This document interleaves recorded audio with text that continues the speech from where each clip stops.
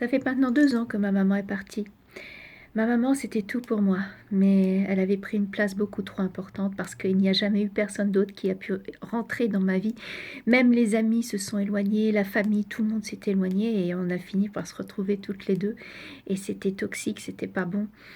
Le truc, c'est que, vous voyez, je me suis retrouvée coincée parce que quand j'ai commencé à chercher du travail, quand j'étais petite, c'était une maman poule, vous voyez, voilà. Mais vraiment, elle m'a énormément couvée et voulait toujours me protéger. Donc moi, après, quand elle a commencé à avoir des problèmes, j'ai voulu la protéger aussi. Mais j'ai toujours su aussi qu'elle en avait besoin parce que c'était une maman qui n'était pas comme les autres. Et elle le savait qu'elle avait des problèmes.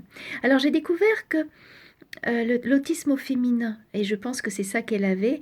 Elle savait qu'elle avait quelque chose qui n'était, enfin, qu'elle n'était pas comme les autres, et elle le cachait. Et ça la faisait paniquer, et c'est pour ça que quelquefois elle était désagréable. Est-ce que ça explique la maltraitance? Oui, parce que j'étais maltraitée, non pas enfant, mais adulte, oui.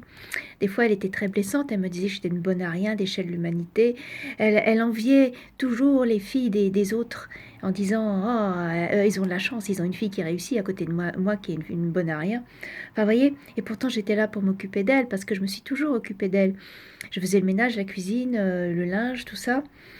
Mais elle me disait, puisque tu travailles pas, puisque tu es une bonne à rien, c'est normal. Voilà. Mais au moment que je me suis mis à écrire mes livres, parce que je me suis dit, il faut que enfin que j'arrive à faire quelque chose, et puis que je lui prouve que je suis capable de faire quelque chose, elle me dit que je suis une bonne à rien. Eh ben, elle n'a rien fait pour m'aider, et elle n'a jamais voulu lire mon livre L'arbre de Sibylle. Elle m'a dit, ça me regarde pas, c'est tes affaires. Elle était très blessante quelquefois, c'est vrai. Mais je crois que c'est parce qu'en fait, elle avait peur que je parte, parce que là, il y avait une ouverture. Et en fait, elle avait vraiment besoin de quelqu'un à côté d'elle, voyez. Et après, son état s'est dégradé à partir de 2020, avec le confinement, tout ça. Et je suis devenue son aidant, vraiment, vraiment son aidant et sa tutrice. Voilà, j'ai continué à l'aider jusqu'au bout, j'ai continué à l'aider, même s'il n'y avait pas beaucoup de retours, en fait. Il n'y en a jamais eu, en fait. Mais je ne lui en veux pas. Et aujourd'hui, je fais cette vidéo pour lui rendre hommage parce que je ne regrette pas de l'avoir aimé, parce que je crois qu'on ne doit pas regretter d'avoir aimé quelqu'un, même s'il n'y a pas...